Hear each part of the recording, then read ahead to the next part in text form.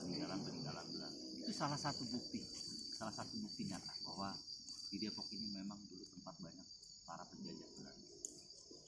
Salah satu bukti di sini tempat para waliullah berada di sini untuk mengatur strategi penyerangan terhadap itu salah satu buktinya. Saya rasa hanya itu. Bila mana ada pertanyaan yang mampu saya jawab, yang nggak mampu saya jawab buat saya. Kalau lain yang memecahkannya begitu Mas Abdul. Iya. Ya, mohon maaf kiranya bila ada kekurangan. Assalamualaikum warahmatullahi wabarakatuh. Waalaikumsalam warahmatullahi wabarakatuh. Ya, para kohai, saya panggil kohai. Sekarang Sipai mau beritahu kalau kohai itu artinya apa? Murid. Kalau densi artinya apa? Tahu nggak? Ya, baik. Sekarang Sipai beritahu. Densi adalah panggilan kepada seluruh tingkatan karate semua. Nah, jadi nanti panggilan kohai, kalau bilang kohai itu artinya murid ya. Kalau Simpai bilang densi berarti semua. Baik para densi. Iya, berarti semua. Para densi udah dengar tadi penjelasan dari Pak Iwan ya.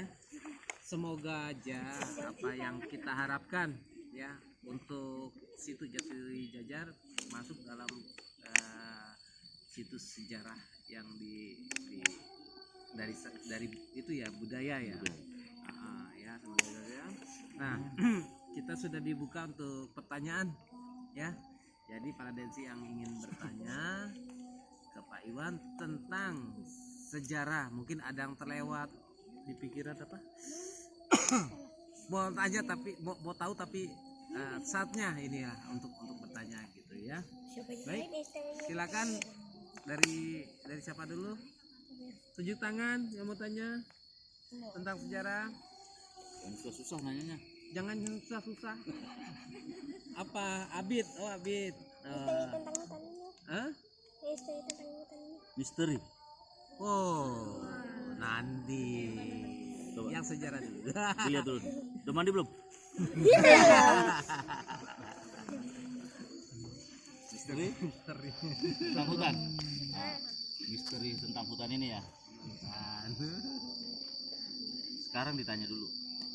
Yang namanya hutan itu kenapa dinamakan hutan dulu? Ayo. Banyak pohon. Terus banyak makhluk hidup. Nah, itu hutan ya. Sudah bisa dijawab. Sudah kan? Misterinya. Misteri hutan yang secara nyata, yang namanya hutan tadi adalah banyak pohon, banyak semak belukar, banyak makhluk hidup. Makhluk hidupnya ya bisa orang, bisa binatang, ya kan? Bisa apa saja. Nah, kalau secara nyata misteri yang ada di dalam hutan yaitu misterinya ular berbisa, ya kan? Itu misteri sekali itu, nyata itu ular berbisa, binatang-binatang buat sub misteri, menjadi misteri buat kita. Kita kalau ketemu itu aja ketakutan kan? Nah, itu misterinya. Kalau misteri dari dunia alam Berantah. dunia gaibnya yang namanya hutan itu pasti ada. Gimana cara membuktikannya? Nah, itu secara spiritual. Apakah ada di hutan yang namanya makhluk-makhluk astral itu berada di mana saja, bukan saja hanya ada di hutan misterinya, di rumah pun ada. Ya kan? Di rumah ada. Coba kalau kamar mandinya jarang dipel, jarang dibersihin, jarang dikasih karpet, nah itu menjadi misteri nanti. Ya kan? Menjadi misteri, terutama nih buat ibu-ibu ya, Pak ya. Kenapa? Makhluk-makhluk itu dia suka dengan ada di tempat-tempat yang kotor. Suka ada di tempat-tempat kotor, ya kan? Nggak hanya di hutan, di rumah pun begitu. Kenapa sih kebanyakan orang kok beritanya dia habis mandi jatuh kan gitu kan, terus tiba-tiba mendadak meninggal, terus stroke kan gitu. Banyak kan seperti informasi orang jatuh di kamar mandi satu ya kamar mandinya licin ya ngepel, itu yang logikanya. Terus yang secara syariatnya yang diajarkan ya kalau masuk kamar mandi nggak pakai doa. Kalau besarnya wah ada jinnya nih, ada yang di situ, gua sekat nih ya nggak, dia nggak baca doa ya kan, nah gua ganggu. Secara ilmiah seperti secara logikanya seperti itu. Apa doa masuk kamar mandi? Yang tadi saya ambil. Ya. Gimana? Doa masuk kamar mandi apa? Allahumma a'udzubika minal khubuthi wal khaba'is. Anak siapa sih ini? Ya udah ya jelas. Jelas. Jadi misterinya Misterinya apa? Ada makhluk-makhluk yang tak terlihat seperti ular berbisa, mau dicari. Oke, ada lagi pertanyaan lain? Kalista. Ya. Tadi gaibnya saya serahkan ke Pak Made untuk menjawab. Pak Made. Ini pertanyaan ini yang kesukaan anak-anak arahnya ke sana. Iya, Baik itu. Pak Made. Bismillahirrahmanirrahim. Assalamualaikum warahmatullahi wabarakatuh. Waalaikumsalam warahmatullahi wabarakatuh. Tapi sebelum Kang Made Ompong panggil aja gitu ya, jangan jadikan sugesti, jangan jadikan suatu hal yang menakutkan atau apa, karena kita cukup takut hanya sama Allah. Makhluk yang seperti itu nggak perlu kita takutin. Kenapa? Makhluk yang itu sejujurnya derajatnya jauh lebih rendah daripada manusia. Seperti itu. Kalau saya langsung fokus pada goib apa aja, atau sebenarnya bukan goib ya, goib itu hanya ada 3. Yang pertama sekali Allah, malaikat, dan ruh, itu goib. Tapi kalau yang seperti ini bukan goib namanya, tapi itu astral. Jadi ada perbedaan dimensi antara goib dan astral. Oke, kalau untuk hal-hal yang bersifat astral itu sebenarnya wujudnya, kalau asli wujudnya hanya satu, dia hanya berupa titik api semua. Tapi karena sugesti manusia itu seringkali mensugestikan berbentuk wanita, berbentuk kayak kera, berbentuk kayak ya macam-macam ya, itu akhirnya mereka mewujudkan dirinya seperti itu, tergantung sugesti yang ada di kita. Kalau kita ketakutan akan kuntilanak, nanti dia akan menghadirkan, mewujudkan diri sebagai Tante Kunti itu. Sekarang sugesti kita lebih takut kita kepada lontong apa pocong ya. Nanti dia akan menghadirkan seperti pocong. Jadi mereka itu sudah bisa telepati atau merasakan apa yang kita rasa. Jadi seperti itu, tapi bukan berarti untuk ditakuti, karena sekali lagi kita hanya takut sama Allah. Hal-hal yang kayak begitu nggak ditakutin, karena apa? Kita sudah diberikan sama Allah melalui Kanjeng Rasul penangkal-penangkalnya dengan doa-doanya yang saya yakin adik-adik ini udah tahu semua ya. Iya. Gitu. Nah, pada umumnya kalau di alam-alam begini ya, tapi tetap kita harus hormati, karena bagaimanapun juga mereka adalah makhluk ciptaan Allah yang berbeda dimensi aja. Kita juga harus saling hormati, kita juga harus ada tata krama seperti itu. Kita jangan bertakabur, berbahasa yang kurang baik, karena bagaimanapun juga mereka, walaupun mereka itu katakanlah non muslim atau apapun juga, mereka juga tidak menyukai bahasa-bahasa yang jahat dari mulut kita. Misalkan kita walaupun niatnya bercanda sama sesama teman, anjir lo gini, itu mereka kadang nggak suka. Nah, untuk seperti pada umumnya itu ya yang tadi udah saya bilang, rata-rata memang seperti kayak tante, seperti kayak om Gondo ya, umpamanya kayak begitu, pada umumnya seperti itu. Tapi ya lagi itu juga tergantung sugesti kita. Kalau kita nggak takut sama sekali, mereka juga tidak akan mewujudkan diri, tidak akan. Biar sama anak kecil pun, kalau kita punya keimanan yang kuat, gua hanya takut sama Allah, bukan berarti kita menantang atau kita takabur, enggak ya. Saya hanya takut sama Allah, kalian bukan apa-apa. Mereka tidak akan berani untuk menghadirkan wujudnya, tidak akan pernah, karena bagaimana juga mereka untuk menghadirkan wujudnya itu sendiri, mereka butuh energi yang super, karena dia akan mengarungi satu dimensi yang dari dimensi dia ke dimensi kita itu berat sekali. Nggak ada bedanya kalau kita juga masuk dalam dimensinya mereka. mengeluarkan energi yang sangat berat. Nah, jangan sampai peluang itu mereka mampu masuk. Peluang itu apa? Sugesti kita. Kita membuat sugesti, kita merasa ketakutan. Mereka punya peluang, mereka menyedot energi ketakutan kita. Nah, akhirnya mereka lebih memiliki tenaga untuk menembus dimensi itu. Nah, hindarilah atau tutuplah pintu-pintu dimensi mereka, karena mereka adalah mereka, kita adalah kita. Seperti itu. Ya, kalau ditanya tadi seperti itu, tergantung ini kita secara umum ya, apa yang kita pikirkan itu yang akan hadir. Seperti itu. Tapi nggak usah ditakuti. Nah, secara pribadi saya sendiri udah 31 tahun mengalami ini. Setiap detik, nggak siang, nggak pagi, nggak malam. Tapi kalau kita bukan kita takabur, tapi kalau kita sendiri hanya Allah, fayakun, atau kita cukup kalau untuk menghilangkan rasa takut cukup baca la haula wala quwata illa billah. Kita menyadari kelemahan kita, hanya Allah yang berkuasa, maka mereka sendiri nggak akan berani. Seperti itu, adek. Sudah. Nah. Tapi seorang karate Oh, tidak ada namanya itu Ebit takut. sama Tante Kunti, jangan cari omnya ya. Om Londo. Jangan ketemu. jangan karate berani sama orang tua berani. Nah, itu. Bacanya apa Bit kalau ketemu? Allahumma barik lana fi warizqina. Wah. Langsung lari setannya, takut dimakan. Wah, saya tadi lari takut dimakan. Baik, terima kasih Kang Made. Ini dari para Densi, ada yang mau bertanya? Kan ini pertanyaan seru nih kalau ke arah sini nih. Pasti ada keinginan tahu. Kenapa ingin tahu? Karena memang kagak tahu gitu. Jadi mau tahu gitu ya. Harus kepinginan tahu itu harus Kuat. Karena dari situlah ilmu masuk. Kalau kita ingin tahu, maka karena ada yang memberitahu, ilmu masuk ya. Kalau nggak tahu diam aja ya kejeblos kan. Baik, ada yang mau tanya? Gak apa-apa, ini tentang misteri-misteri. Hah? Panik kali, di belakangnya ada siapa gitu. Siapa yang tahu?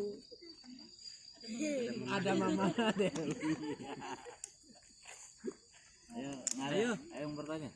Ayo. Memikir dulu dengan Nah, nanya mikir kan tadi lihat dari alur cerita gitu ya. Jadi apa yang terlihat, apa yang terbentuk adalah dari sugesti kita sendiri. Rasa takut itu sebagai suatu jembatan untuk menghantam mereka untuk hadir, kan gitu ya kurang lebih. Karena itu rasa takut itu membuat kita jadi berat, itu kita memberi jembatan untuk mereka. Jadi tidak perlu ditakuti, kita biasa saja bahwa segala sesuatu tiada, dan yang besar hanya Allah ya, kita hanya takut kepada Allah ya. Jadi kalau misalkan memang ada suatu kejadian yang memang tidak kita inginkan ya, seperti tadi ada kuncinya, passwordnya la haula wala quwata illa billah, itu mengakui bahwa kita dan dia tidak punya kuasa selain hanya Allah gitu. Jadi tentu tahu pasti kepada siapa Allah itu akan memihak gitu. Maka insya Allah kita tidak muncul lagi rasa takut gitu. Mudah-mudahan hal itu tidak perlu terjadi. Ada pertanyaan lain? Pada tadi dari Simpai, dari Kang Made sudah membuka link untuk bertanya. apa ya? Pertanyaan kadang-kadang banyak yang kita pertanyaan. Vlogger kita, Tanya menurut vlogger gua. cilik kita ada pertanyaan. Sugesti itu apa sih? Nah, gitu. Ah. Tanya kan tadi sugesti nih. Kan kadang bingung kok ngomongnya gini, enggak sugesti. Apa sih? Nah, gitu. Sekarang dikembalikan nih. Siapa yang tahu sugesti? Sugesti apa? Tuh. Kalau dia berarti tahu, kan sifat tiga tunjuk nih. Wah. Nah, berarti kan tadi dijelaskan belum nyambung. Nah, ya kan? Berarti belum nyambung. Ya Baik, kita mungkin langsung tunjuk dari Alif. Sugesti apa? Rasa ingin tahu. Rasa ingin tahu. Apa? Siapa Made jawab? Antum. Di sini malah nunjuk. Krik krik krik. Berikutnya. Nyambung terus. Nggak tahu. Kok nggak tahu kenapa diam? Kasih. Iya sugesti apa? Bagus, itu paling simpel betul. Kalau ada narasumbernya kenapa harus tuh Google dulu lama? Oke. Jadi iya mantap. Faiz, sugesti pikiran. Udah mah pinteran tuh dan mendekati itu. Agak lewat. Ya. Pak Made mau nggak? Silakan. Baik, tadi ada beberapa jawaban dari para densi, gitu ya. Mungkin bisa diurai, mungkin mereka mendekati kebenaran jawaban menurut versinya. Silakan Kang Made untuk memberi penjelasan. Gue mau pipis. Sugesti dalam harfiahnya itu adalah apa yang kita rasakan, apa yang kita pikirkan di otak aktif kita, itulah harfiahnya adalah sugesti. Dan lagi apa yang kita rasakan, apa yang kita pikirkan, itulah sugesti seperti itu. Bentuk satu pikiran kita, bentuk satu rasa yang digabungkan oleh pikiran kita yang ada di otak. Muncullah apa yang kita pikirkan itu. Maka nanti paham? Oh, sudah. Halusinasi. Kalau sedikit oles mungkin akan lebih ini nih, lebih paham lagi. Makanya kalau kita mau memikirkan sesuatu untuk yang cewek, pikirin cowok yang ganteng, tapi mungkin ganteng dong. Yes. Insyaallah. Ya kurang lebih seperti itu. Ntar kok putih kan cantik gini-gini, mau cewek cantik. Ketemunya cantik. Karena apa? Di pola pemikiran kita itu untuk melihat kita seperti itu. Ketemu itu. Seperti halnya kita misalkan meditasi. Kalau kita meditasinya kita ingin menyatukan diri kepada Sang Pencipta, akan ketemu, akan mendapatkan ketenangan. Tapi kalau kita meditasi kita untuk pengen ketemu si ini, ya kan, pengen ketemu makhluk ini, akan terbentuk. Tapi yang namanya makhluk, ya kan, nah itu bisa menyerupai siapa saja. Jadi udah paham ya, sugesti itu apa ya? Jadi sesuatu apa virtual atau apa ya? Yang apa yang kita pikirkan itu maka realitanya nanti yang kita visualisasi akan. Iya. Jadi seperti itu. Makanya tadi sih banyak agak gitu kepikiran ganteng kan. Jadi supaya memahami dan mengerti apa itu arti dari Sugesti. Nah kalau karate itu sugestinya apa? Gimana aku menjadi seorang karateka yang benar-benar bagus gitu kan, berhasil gitu. Seperti impiannya karateka dunia ini siapa sih? Caranya gimana nih sugestinya? Latihan yang giat, yang gigih, yang benar, ya kan? Itu baru akan tercapai seperti itu sugesti ke situ. Ya kan betul, Pak? betul. Ya, harus punya keinginan dan sugesti yang kuat untuk mencapai suatu prestasi. Latihan gigih, semangat yang tinggi, insyaallah maksud dan cita-cita untuk menjadi suatu karateka yang berprestasi itu tercapai. Amin. Oke, ada para densi bagaimana? Ada yang mau ditanya lagi? Enggak. Tidak. Benar? Sudah. Baik. Sekarang saya nanya. Nah. Nanya sekarang. Sekarang nanya nih. Fokus nih, masa gak sih Ya kan? jawab. Tujuannya nih ingin latihan karate ini apa sih? Apakah untuk nanti sekolah nih punya kelompok tawuran jago-jagoan? Wah. Apa untuk gimana? Mau nanya ini tujuannya. Nanti jawabannya masing-masing banyak nih. Masing-masing punya jawaban. Nah. Sekarang kan gini, banyak anak-anak SD aja udah berani mukul orang, ya kan? Udah banyak berani bantah perintah orang tua, kan gitu loh. SMP udah berani megang bawa senjata saja buat tawuran kayak kemarin ketangkep.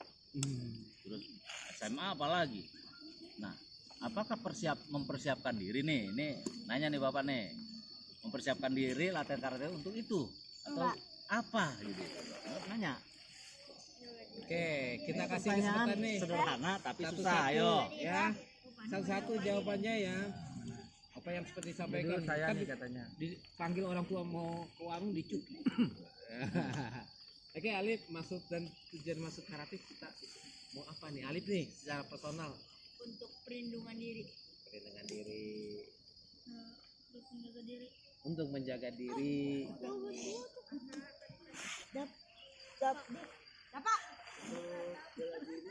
diri. Agar tidak dipukulin orang, ya bela diri. Hah? Jaga diri, Pegangan. jaga diri, jaga diri, jaga diri, Semuanya sama. jaga diri. Hah?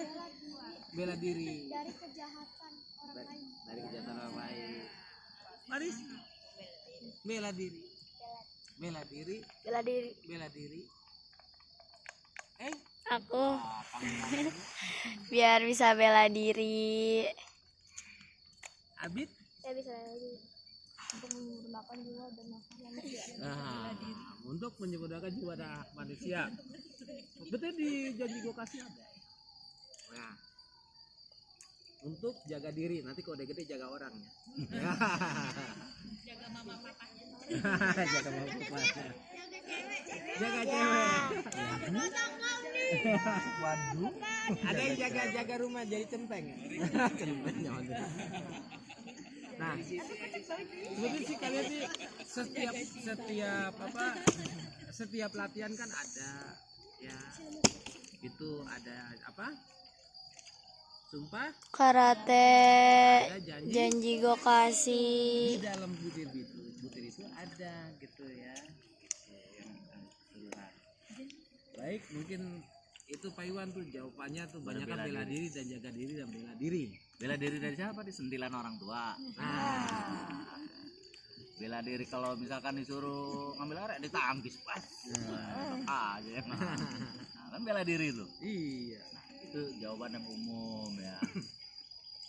Jawaban umum pada dasarnya setiap perguruan apapun kalau dijawab itu bela diri. Kalau kan kita udah aman, kita sudah merdeka. Betul. Ya kan?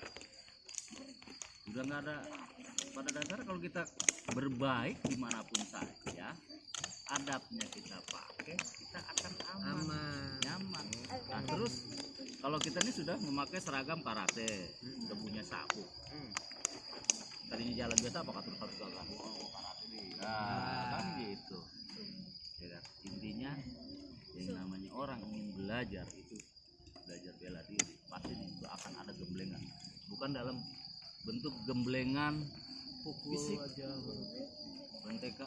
gemblengan gerakan-gerakan, tangkisan, pukulan, tendangan, ya kan, kuncian, bukan hanya itu. Intinya seperti itu. Tapi satu sehat, ya kan, dengan berolahraga pasti sehat, pasti simpainya juga mengajarkan, ya enggak, berkelakuan baik, ya kan. Intinya seperti itu. Banyak itu biasanya setiap ini kan ada ya. Ada. Intinya seperti itu. Jangan kita sudah punya sabuk. Nah, terus jadi sama temen yang kagak ikut nih. Ikut latihan main citak aja. Gitu. Coba Iki bacain Ki. Sumpah karate. Coba sumpah karate. Sumpah karate. Sumpah karate. 1. Sanggup memelihara kepribadian. Sanggup patuh pada kejujuran. Sanggup mempertinggi prestasi. Sanggup menjaga sopan santun. Sanggup menguasai diri. Itu di jawabannya. Itu jawaban itu. Supaya Lupa ya berarti. sopan santun. Iya, bela diri semua berarti menjadi jagoan semua. Berprestasi gitu. Janji gue kasih siapa ngapal? Nah, coba janji gue kasih. Takwa 2. Menuruti segala peraturan dan tata tertib. 3. Menilai tinggi tingkah laku. Menghormati dan disiplin. 4. Berani membela kebenaran dan keadilan. 5. Berlatih karate do dengan sungguh-sungguh untuk menyempurnakan jiwa dan akhlak manusia. 6. Kita pun berusaha untuk kemajuan. Sudah ya. Ketemu. Iya, jadi itu Pak Iwan, Kang Made, itu biasa kita bacakan sebelum mulai. Kita itu sumpah karate dulu yang dibacakan sama Iki. Setelah selesai lalu dibacakan Janji gue kasih. janji gue kasih. Dan itu pun tentu saja di awal latihan dan sebelumnya diutamakan kita doa dan sesudahnya itu bersyukur. Kurang lebih seperti itu. Sebetulnya mereka sudah baca tiap hari, cuma mereka udah memikir kalah yang gaib-gaib. Tapi nggak ada Cuma bertanya malah bingung. Diapal doang berarti. Iya. Nah, intinya begini ya adik-adik, Visual, setiap ya. aturan Gua atau mah kayak janji gitu. daripada sumpah karate dan vokasi itu kita maknai kalimatnya, bukan dihafal. Hafal itu mudah, tapi mengartikan daripada itu luas ya. Itu tadi nggak jauh daripada sugesti. Kalau kita sugesti Kak, apa yang tadi dibacakan itu insya Allah Semua mulus. kejawab dengan baik. Baik, ada pertanyaan lain, Densi? Ada. Tidak ada, baik. Bila tidak ada, saya rasa cukup sampai sini. Mungkin bisa Pak Iwan, Kang Made menginformasikan vlognya, gitu ya, supaya bisa kita masukkan ke Link channel kita. channel. Ya, insya Allah gitu nanti jika Kang Made sama Pak Iwan bisa juga melakukan hal yang sama. Baik, silakan Pak Iwan. Ya. Terima kasih adik-adik sudah ada sedikit masukan mengenai daripada Hutan adat dan budaya yang ada di sekitar Setuja. Dan berpesan juga ya buat ke depan semua berlatihlah dengan sungguh-sungguh. Karena bagi siapapun yang berlatih dengan sungguh-sungguh pasti akan menuai hasilnya. Tapi kalau berlatihnya dengan tidak sungguh-sungguh, dia tidak akan mendapatkan apa-apa. Sia-sia. Ya. Sopan kepada teman, dia menghormati kepada teman, sopan kepada yang lebih tua, hormat kepada orang tua. Ya. Jangan suka melawan, membantah pada orang tua. Berlatihlah dengan sungguh-sungguh. Karena apa? Kalau kalian punya prestasi, ya insya Allah cari kerja juga gampang. Sekarang kebanyakan diambilnya dari atlet, dari olahraga ya. Jalur prestasi. Jalur prestasinya itu dari atlet. Sekarang lebih mudah karena persaingan untuk mencari satu pekerjaan atau ya apa sih, itu dari atlet sekarang itu jarang. Makanya bentuklah prestasi di bidang olahraga ya. Di bidang olahraga bentuklah prestasi. Kalau kalian berprestasi insya Allah akan mudah sekali. Karena sudah jarang sekarang itu. Saya rasa hanya itu. Mungkin Kang Made ada sampaikan penutupan. Mengenai vlog ya. Ya. Ya, kebetulan saya vlogger. Udah lumayan lama ya, tapi saya awal mulanya sekali saya memvlog tentang kegoiban, maksudnya tentang astral.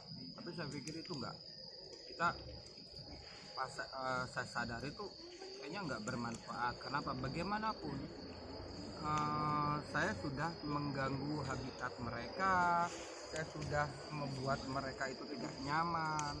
Nggak bedanya dengan kalau kita sendiri, rumah kita diintip orang apa kan kita merasa nggak nyaman ya kan, sama dengan mereka. Akhirnya saya vlog saya itu saya rubah menjadi menguak tentang keindahan alamnya, tentang isi hutan pagi, siang, sore maupun malamnya ya. Tapi kalau untuk malamnya kita harus punya strategi ya. Kalau kita mau ngevlog malam di hutan, kita strategi biar tidaknya mengamankan diri dengan menggunakan sepatu bot, menggunakan topi, menghindari dari ular. Dari apa? Dan yang paling utama adalah keberanian. Keberanian untuk kita masuk ke hutan itu kita yakini bahwa niat kita hanya ingin memberitahukan kepada khalayak tentang keindahan malam ini, tentang keindahan malam di satu tempat gitu ya. Dan vlog saya udah saya ganti menjadi misteri malam, akun saya ya, misteri malam Kang Made Ompong. Misteri Itu malam. tentang keindahan alam semua. Kang Made Ompong. Udah beberapa daerah juga saya coba ungkap tentang keindahan alamnya itu, dan insya Allah juga nanti hari Selasa juga saya akan merapat, akan meluncur ke Pamengpek, Garut. Saya mau coba mencari keindahan alamnya di Gunung Pogor yang saya udah pernah survei ke sana. Itu sangat indah, dari atas gunung itu melihat langsung ke laut selatan. Itu waduh enak banget, begitu biru, begitu indahnya. Ternyata di saat sore hari menjelang sunset ya, itu mirip dengan di Bali, Tanah Lot, karena kebetulan saya juga orang Bali ya. Jadi ada kemiripan. Jadi kita nggak perlu sebenarnya jauh-jauh mengeluarkan biaya yang cukup besar ke Bali. Padahal kita di Pamengpek ada, maksudnya di Gunung Pogor, di daerah Bungbulang ya, desa Bungbulang. Kita cari kalau kita masuk Bungbulang itu namanya ada pasti begitu terminal itu, ada terminal itu termasuk pasar binatang, pasar ikan, pasar burung. Nah dari pasar burung itu kita naik yang ke arah Gunung Pogor. Kita turun Gunung Pogor ya cukup naik kurang lebih 3-4 jam ke atas. Itu ada jalur yang memang untuk kita dari sana kita bisa lihat keindahan, kita bisa vlog sepuas-puasnya pagi, siang, sore, dan kita bisa lihat sunrise maupun sunset dari situ yang indahnya nggak ada bedanya dengan Tanah Lot, dengan Kute ataupun Lovina di Singaraja, Bali. Situ ada indah sekali tempatnya. Kita bisa lihat guguran ombak yang begitu tinggi ya, sama Kute mungkin sekitar 5 meter. Itu kalau di pagi hari. Indah, ternyata ada beberapa karang, tapi memang kita bisa vlog kalau itu hanya untuk pakai teleskop kamera seperti ini yang katakan, atau kamera-kamera yang memiliki kapasitas 50 megapiksel. Itu baru bisa, tanpa ini kita bisa fokus, kita bisa zoom, keindahannya kita bisa shoot secara perlahan. Itu indah. Nah kita bisa deskripsikan nanti di vlog kita. Kalau yang vlogger ini kita buat, kita kuat, kita ceritakan tentang keindahan alam itu. Keuntungannya apa? Keuntungan kita vlogger sebenarnya apa? Bukan semata-mata kita cari materi, tapi apa? Cerah pikiran kita, karena kita ada rasa syukur terhadap alam, terhadap Allah Subhanahu wa taala yang udah memberikan sebegitu indahnya kepada kita, alam yang harusnya kita syukuri, tapi kebanyakan sekarang ini kan malah dirusak dengan alasan penataan lah segala macam. Jadi kealamiannya kurang. Ya seperti itulah untuk vlogger-vlogger muda terutama. Ya jadi kuatlah tentang jangan goibnya lagi, tapi tentang, atau jangan astral lagi, tapi tentang keindahan alamnya.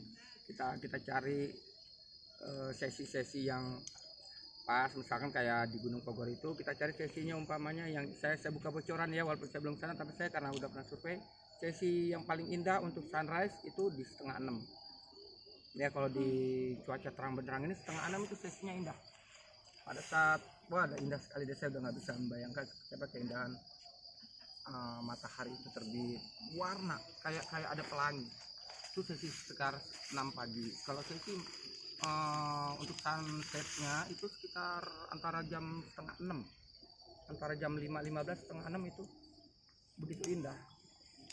Nah untuk vlogger muda barangkali itu enak ya. Memang kalau untuk sisi materi, insya Allah kedepannya kalau kita subscribe kita banyak, follower kita banyak, like kita banyak, bahkan misalkan yang share-nya banyak ya, insya Allah ya minimal, tapi kan itu butuh waktu ya, minimal 1.000 ya kalau untuk ya YouTube ya, 1.000 kita baru dapat pundi-pundi rupiah gitu. Jadi seperti itu. Nah, untuk yang misterinya, yang sifatnya astral, sebaiknya hindarilah. Kasihan mereka juga butuh kenyamanan, mereka juga butuh apa, itu mereka udah ada di alamnya, kita nggak perlu pusing, bahkan kita nggak perlu membuka pintunya seperti itu. Kenapa? Kalau kita sekali membuka pintunya dia akan masuk terus, kecuali kita memang bisa menutupnya lagi. walau walam rata-rata orang nggak ada yang bisa begitu. Kalau udah mensugestikan itu udah terbuka terus. Jadi kapanpun dia akan hadir ke diri kita. Itu kan berarti akhirnya kita sendiri terganggu, dia sendiri udah pasti ganggu. Sebaiknya ya itu. Jadi saya kadang-kadang suka bertolak belakang dengan vlogger yang kebanyakan sekarang di YouTube apa menguak tentang goib, ya, menguak tentang itu. Mereka dengan nyata-nyata mereka mengejar astral itu, memvideokan apa itu, mereka itu tersiksa sebenarnya. Siksa. Kalau mereka bisa teriak, mereka bisa berbahasa dengan itu, mereka menangis sebenarnya. Jadi kayak gitu. Ya kayak ini pas nih alam. Kalau misalnya memang mau, yang penting kita tata krama kita ada ya. Kita berbahasa yang baik atau apapun, kita videoin aja. Kita dalam deskripsi kita tulis nih keindahan alam hutan itu Jati Jajar. Semoga umpama nih ya, semoga instansi terkait mau memperhatikan menata lebih baik, menjadikan ini taman wisata siang maupun malam yang enak, yang nyaman. Kita buat deskripsinya gitu, insya Allah nanti pasti ada aja perubahan-perubahan dari instansi terkait. Kita akan survei, akan menata bagaimana, kita sendiri insya Allah dapat penghargaan seperti itu, kayak begitu ya. Hanya itu aja. Nah sekali lagi akun vlog saya menguak misteri malam Kang Made Ompong. Tapi memang misterinya itu misteri, memang rata-rata orang kan mencari suasana atau mencari keindahan malam itu sulit ya. Tapi kalau kita udah mencintai alam, kita dengan gamblang melihat keindahan alam itu. Kalau kita memang mencintai alam, dengan gamblang kita bisa melihat. Kalau memang masih sama-sama ya cukuplah pakai senter yang besar sambil kita vlog gitu. Tapi kalau kita udah sangat mencintai, kita melihat. Jadi nanti kita ikuti lagi petualangannya Kang Made di yang berikutnya ya. Vlog berikutnya itu di misteri malam Kang Made Ompong. Itu insya Allah nanti kan hari Selasa saya baru di sana, mungkin hari Rabu saya baru mulai shoot. Ya mungkin ya setelah shoot ya beberapa tempat, termasuk Gunung Layang, termasuk Gunung Pogor, termasuk desa Pak Bumbulangnya. Baru nanti mungkin antara hari Kamis baru saya vlog YouTube, ke Twitter maupun ke Instagram. Baik, itu sama semua nanti namanya. kita lihat itu jam. Oke para Densi. Misteri malam Kang Made Ompong. Nah, hai guys. Cukup sampai di sini. Nanti kita lanjut ya. Si Pak Dewi atau Siti penutupan. Dewi. Dewi aja. Cek. Udah banyak.